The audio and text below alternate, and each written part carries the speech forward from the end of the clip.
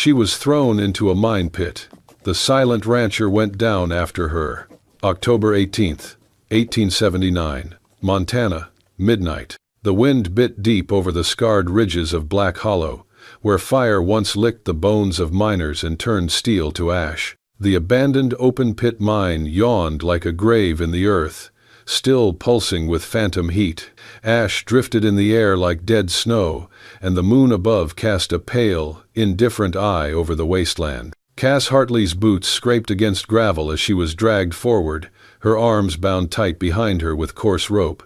Blood trickled from her temple, where one of them had struck her earlier. Her lips were split, her coat torn, but her eyes, sharp and defiant, never looked down. The two men flanking her wore soot-streaked miners' clothes, kerchiefs pulled up to hide their faces. Their grips were rough, efficient. They did not speak at first.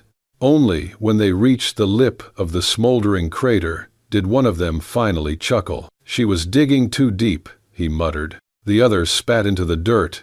Her and that printing press.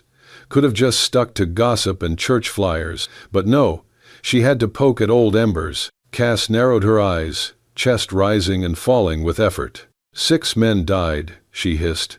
"You left them in there, locked the shaft door, called it an accident. You want justice," the taller one said, tightening his grip. "Here's how the earth handles justice."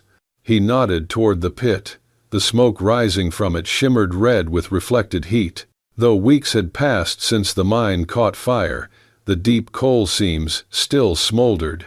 At the bottom, jagged rock glowed faintly like dying coals in a hearth. "Fire ate men once," he said coldly. "Now it'll eat you."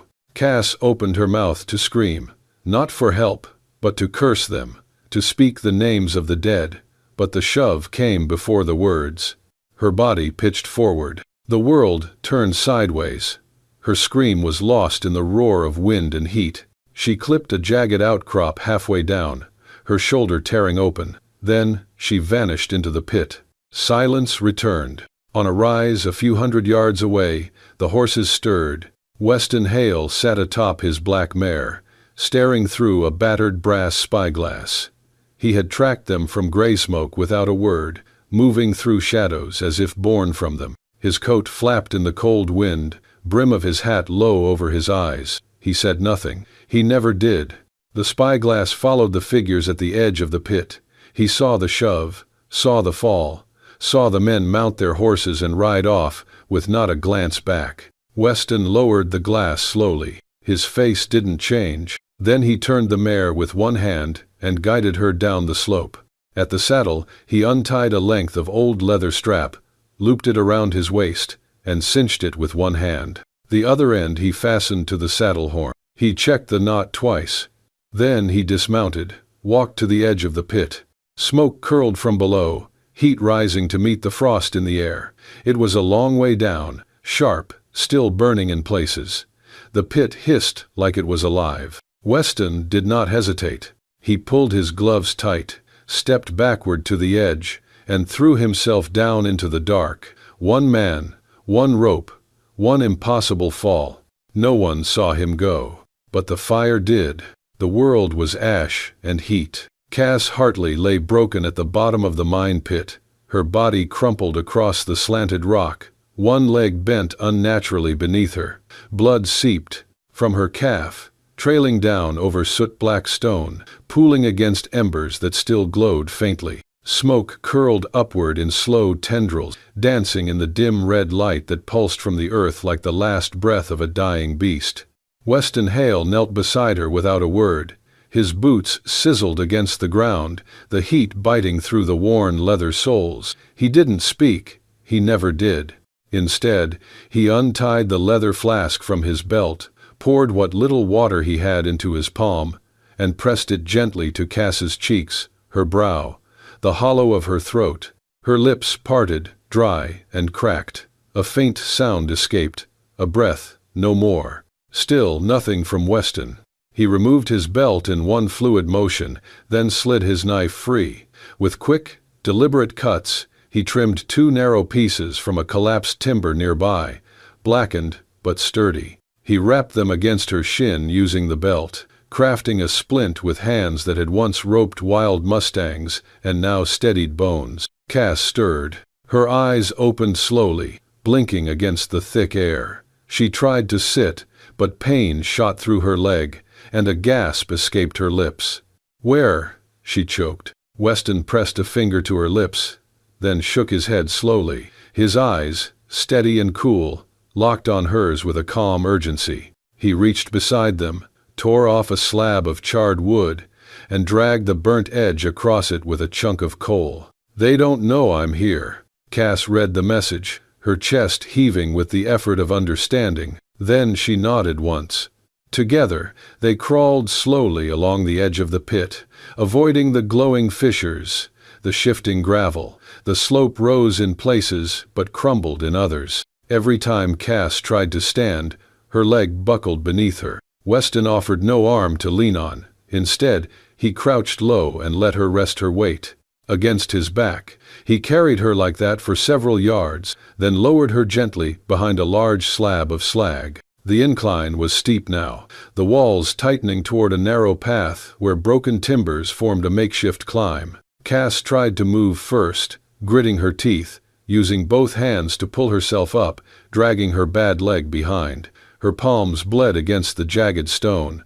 Weston followed behind, never once asking if she could continue. He knew she would, or die trying. A sudden sound, the groan of shifting earth. The slope trembled. A shelf of loose shale broke loose above them, tumbling downward with a hiss and a crack like splitting bone. "Cass!" Weston lunged forward, shoving her sideways through a narrow crevice in the rocks. The slide came fast. Red dust, glowing embers, and shards of burning timber. Weston turned his back to the fall. He didn't cry out, didn't even grunt. The rock slammed into him, sparks flying, wood scraping across his shoulders, tearing through fabric, through skin. The scent of burning leather filled the air. Cass screamed his name, once, sharp and raw.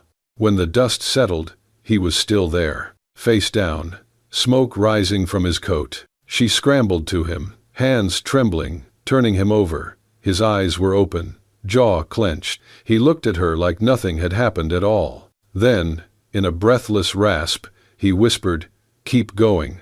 She stared at the wounds on his back, red and blistered, oozing beneath the torn shirt. Her own pain vanished in the shadow of his. She nodded again, fighting back tears. With Weston leaning against her now, they moved slowly through the last stretch of the pit, the red glow behind them fading. They hadn't escaped yet, but the silence of death was broken, and life, stubborn, searing, unspoken, had chosen to stay.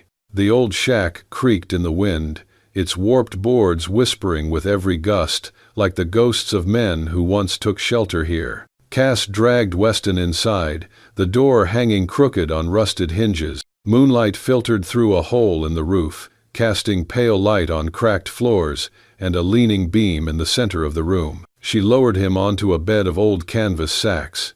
His breath came shallow, lips pressed tight. Blood had soaked the back of his shirt where the rocks had torn into his flesh. His skin was blistered, angry red.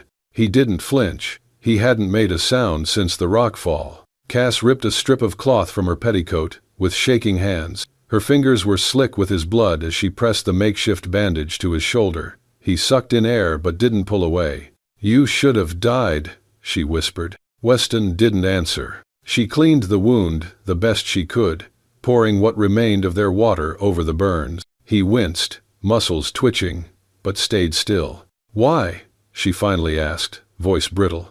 "Why did you jump in after me? You don't even know me." He sat up slowly, meeting her eyes in the flickering firelight. Then, wordless as ever, he stood and walked to the central beam of the shack. With one hand, he drew his knife from his belt. The blade caught the moonlight. He leaned close to the wood and began to carve, slow and deliberate. Cass approached, squinting at the jagged letters as they formed. "I know what it feels like to be left to die." The silence that followed was louder than any cry. She looked at him differently. The shadows softened on his face. Not a stranger, not just the cold rancher on the hill, a man who'd crawled out of fire before, and had never really left it. He sat again, back against the wall, and she sat across from him. "I found something," she said after a long pause. "In the mayor's office." His eyes flicked toward her. She reached into the inner pocket of her coat, pulling out a folded sheet of yellowed paper, the ink smudged but legible. Ledger from the mine. Payments made to fake names. Shutdown costs recorded weeks before the explosion. They knew it was coming. He took it from her carefully, studying the names. "I was going to print it," she said. "My father warned me not to. Said there were men who wouldn't let that kind of truth out. The night before I was taken, someone broke into the shop, ransacked it. My father was gone by morning." "You think they took him?" Weston asked, voice rough, rarely used. She looked down. "I don't know. I just know I had to run." He handed the paper back. Outside, a twig snapped. Cass's body went rigid. Weston's eyes narrowed. Another snap. Then hoofbeats. Faint, but closing in. He moved fast, silently, and pulled her toward the back wall, lifting a warped floorboard beneath an old bench. A narrow crawl space revealed itself, a forgotten root cellar, dark and shallow. "In," he said. She didn't argue. He followed her down just as a shadow crossed the window, a figure dismounting. The sound of boots on the porch. A pause. Cass lay flat on the cold earth, Weston beside her, his hand gently covering her mouth. Above them, the floor groaned under weight, a heavy step. Cass could see the beam of a lantern through a crack in the floorboard. Ash fell from the soles of the man's boots as he moved. Then, silence. They waited. Seconds stretched. Finally, the boots moved again, toward the door. A hinge squealed. Then the sound of a horse shifting. And then, nothing. Cass breathed out. Weston slowly removed his hand. They lay there in the dirt, faces inches apart, breaths mingling. "You saved me again," she whispered. Weston said nothing, but in the dark, he reached out and touched her hand just once. That was all. In gray smoke, the news spread like prairie fire. Local journalist perishes in mine accident. Read the headline sprawled across the front page of the Gray Smoke Gazette. Beneath it, a somber column painted a tidy picture of tragedy. Cass Hartley had fallen into the abandoned Black Hollow pit during an unauthorized investigation. No remains were recovered. No foul play suspected. Just an unfortunate accident. Regrettable, yes, but neatly concluded. By midday, the townspeople had already folded the truth into something they could live with. The mine had always been a cursed place, they muttered over coffee and prayer. Ought to have been sealed up years ago. Some offered pity, lowering their voices in respect for the dead. Others clucked their tongues and muttered that maybe Cass Hartley should have kept her nose out of men's business. But one man did not believe it. Noah Calder, the town's blacksmith, stood under the awning of his forge, the paper gripped in hands made thick with callus and time. His beard, silvered by soot and years, twitched as he read. His lips were a thin, unmoving line. He read the story once, then again, a third time. Not a single word rang true. He had known Cass since she was a child. Bold, stubborn, and too sharp to die stupid. And he knew Weston Hale. The man didn't ride out before first light, unless death or duty was waiting beyond the ridge. 2 nights ago, Noah had seen Hale's black mare limp back into town alone. The animal's side was caked with dried blood. A long tear marred the saddle's flank. And tied around the reins, not flapping loose, but knotted tight, was a strip of dress fabric, pale blue turned gray with ash. It wasn't torn in desperation. It had been tied with care, with intent, a marker, maybe, or a message. Noah had seen war. He knew the difference between panic and planning. He'd stood over craters after mine collapses. He could read the story told in dirt and blood and thread. So he didn't go to the sheriff. Didn't tell the barkeep or gossip in the churchyard. He simply folded the cloth and placed it beneath his workbench, beside his iron and fire, and waited. 2 mornings later, a boy came barreling into his shop, barefoot, face streaked with dust, no more than 10 years old. "Mr. Calder," the boy huffed, breath catching in his chest. You fix horseshoes for Weston Hale? Sometimes, Noah answered, laying down his hammer, every motion measured. The boy dug into his coat pocket and pulled out a crumpled bundle. He dropped this. Noah took it with slow hands. Blood, dried and dark, stained one edge. Coal dust smeared the corners. But what froze him were the stitched initials in the corner. C.H. Cass Hartley. He stared at the cloth, the weight of it heavier than iron. A pulse thudded hard against his chest as he looked up, past the forge's open doors, to where the mayor's office sat under fluttering campaign banners. Everett Trumbull's grin looked down from freshly printed posters. A safer gray smoke, a cleaner future.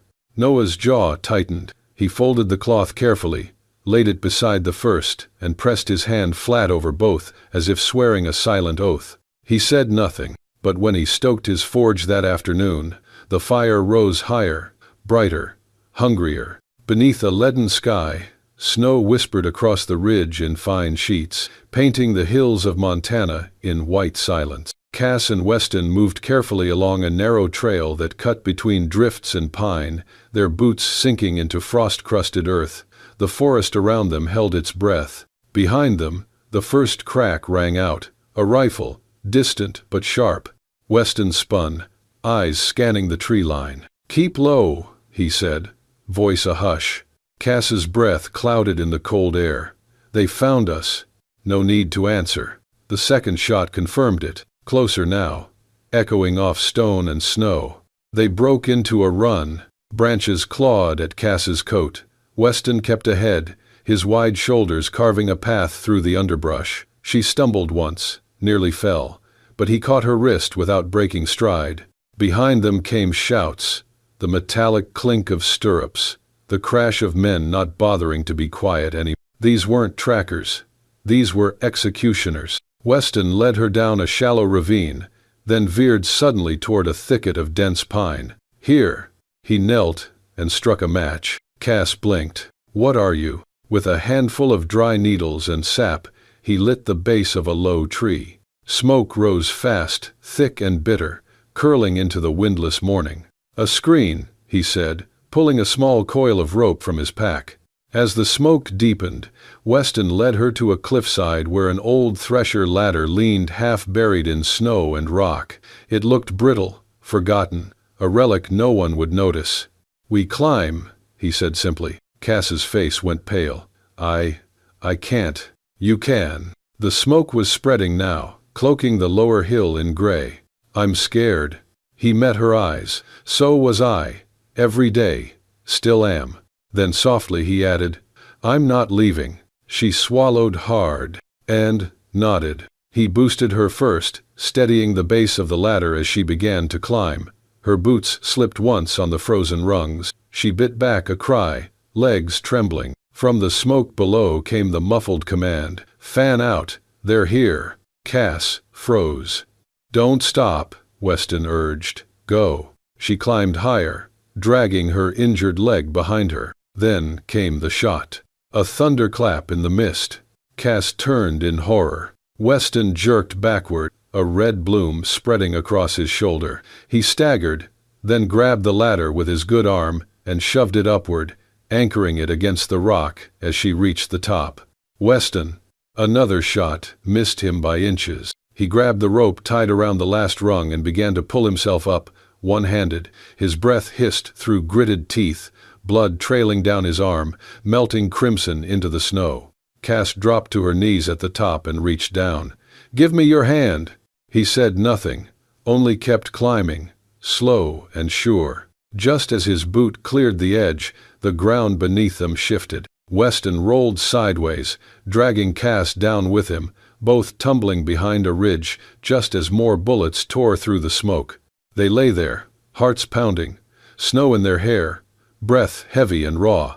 Cass looked over, eyes wide with shock. His shirt was soaked, but he was alive. Bleeding, yes, but alive. "I thought," she began. "I said, I'm not leaving," he murmured, eyes half-lidded. Below them, the smoke covered their trail like a gray shroud. The voices faded, the hoofbeats turned elsewhere. Cass reached for his hand, squeezing it hard. "You're insane," she whispered.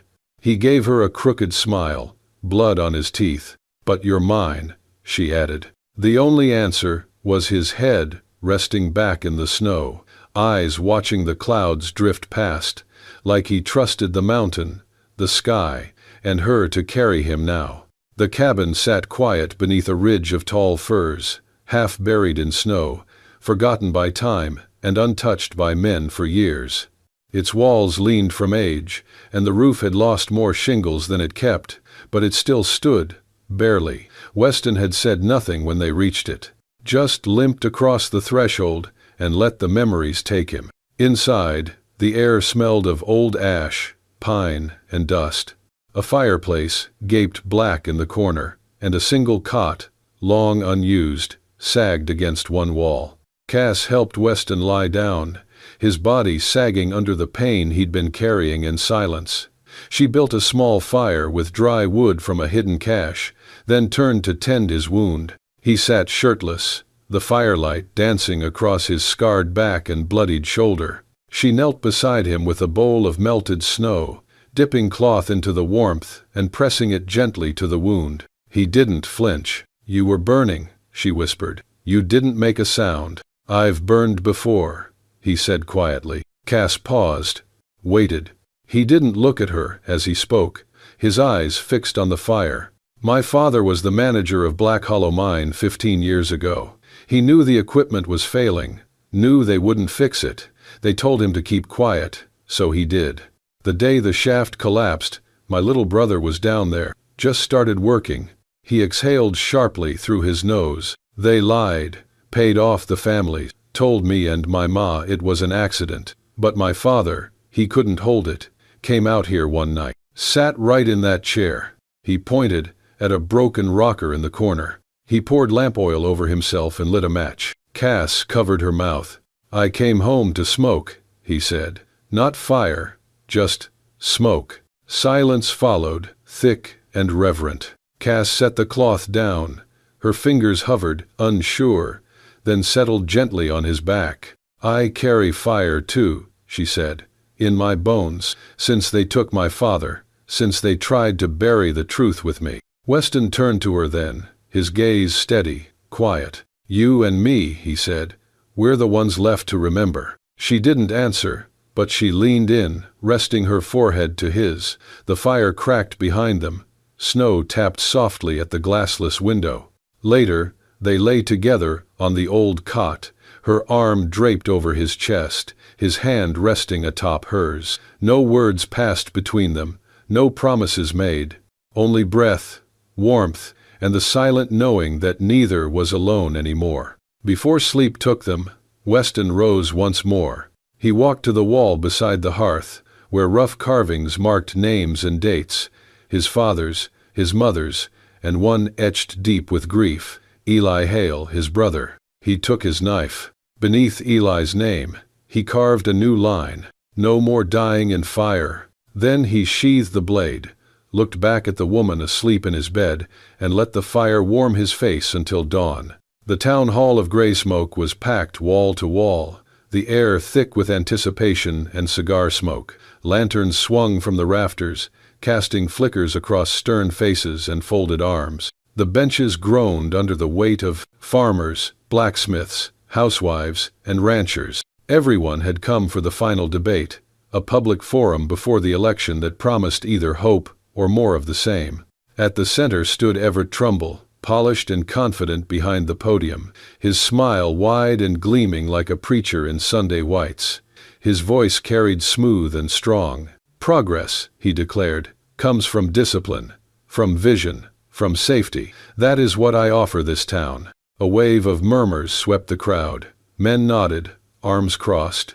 Women exchanged glances, whispering in fans and lace gloves. Sheriff Brody sat near the front, his jaw set, unreadable. Then the doors slammed open like thunder. Heads turned, murmurs stopped. A woman near the aisle dropped her handkerchief. Cass Hartley stepped into the light. She wasn't a ghost, but she looked like someone who had outrun death. Her coat was stained with ash, her limp noticeable. She clutched a bundle of papers to her chest as if they were her shield. Her eyes, clear and sharp, scanned the room, fixing on faces that had printed her death and moved on. She walked the aisle, boots echoing on the floorboards. "I have something to say," she said, voice steady. Trumbull blinked, mask slipping.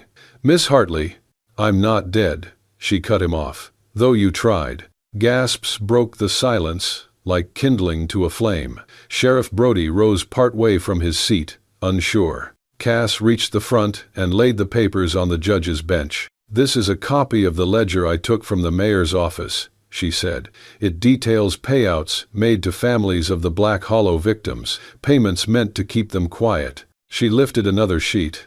"This is testimony from a miner who lived. He was ordered to lock the gate and walk away. Names, dates, all of it, right here." The hall began to shift, boots scraping, hands clenched, whispers blooming like weeds. Trumbull's face drained of color. "Lies. She's unstable. She spent a week in the woods.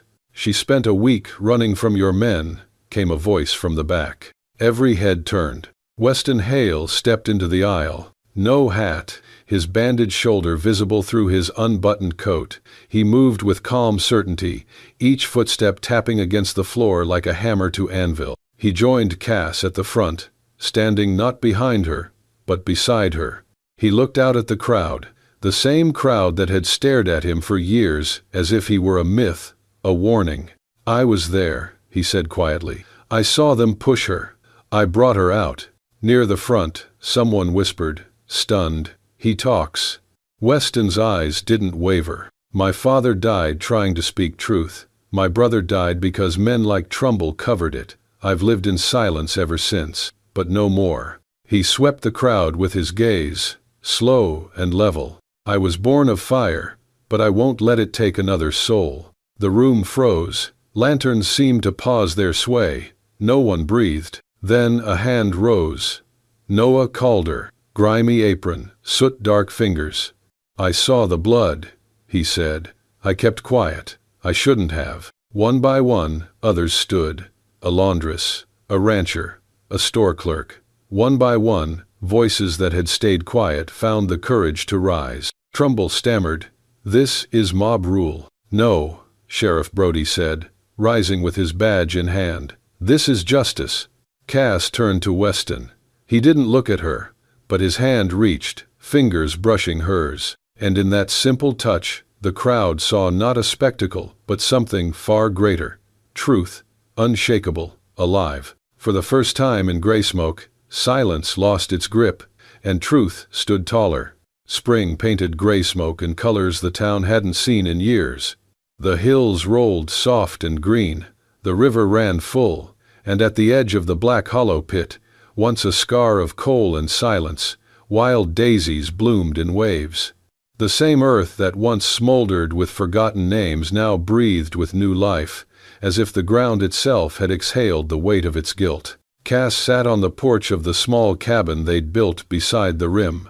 The pit, now fenced and honored with a carved wooden sign bearing the names of the lost, lay quiet behind her. Bees moved among the flowers. Wind curled through the grass, like breath over skin. There was peace here now, not loud or sudden, but slow, deep-rooted, the kind that comes only after fire. Inside, the desk creaked as she pressed her pen to the final page of her story. "I was thrown into a hole meant to bury truth, left to burn, to vanish, to be forgotten. But someone came down after me, not because he had to, not for justice or glory. He came because stillness, to him, was worse than fire. Some men speak loudly. Weston Hale lived quietly, and he saved me, not just from the flames, but from forgetting that love can be found in the most broken ground." She paused, letting the ink dry, then signed it simply, "Cass Hartley, Graysmoke, Montana." She closed the journal, tracing the leather binding with her fingers. That chapter, the darkest of her life, was closed now. But the story it told, of silence breaking, of courage without spectacle, would live on in print, in memory, and in every bloom that now grew from scorched earth. The screen door opened behind her with a creak that had become comfort. Weston stepped out, sleeves rolled, his shoulders still stiff in spring's damp air. He led their mare by the reins, humming low, a tune she didn't know but had started to love. He wore the same boots, the same scuffed belt, but his steps were easier now, not light, not quite, just unburdened. Cass watched him move, the way the morning light kissed his jawline, how he paused to let the horse nuzzle his palm. There was something sacred in the quiet between his breaths, something that made her heart ache in the softest way. He turned toward her, saw her watching, and smiled, just barely. It was enough to undo her all over again. Tears welled in her eyes, not from pain, not from memory, from something quieter, stronger, from the knowing that here, at the edge of all they'd endured, flowers had bloomed where ash once ruled, that they'd built something not in spite of fire, but because of it. He tipped his hat, that same worn thing he'd worn the night he dove into fire. His voice was low, familiar, steady. Coming? Cass stood slowly, folded the page, and tucked it inside her journal. Then she stepped off the porch and into the morning, barefoot among the daisies, each step a promise, not of what had passed, but of all that still lay ahead. If this story stirred something in your heart, if Weston's quiet courage or Cass's unbreakable fire stayed with you, don't let it end here. There are more love stories buried beneath the dust of the Wild West, more hearts that risked everything where law ran thin and loyalty ran deep. Hit that hype button if you believe love can climb out of any pit, and don't forget to subscribe to Wild West Love Stories, where every tale rides on grit, grace, and the kind of love that never stays silent. We'll see you on the next trail.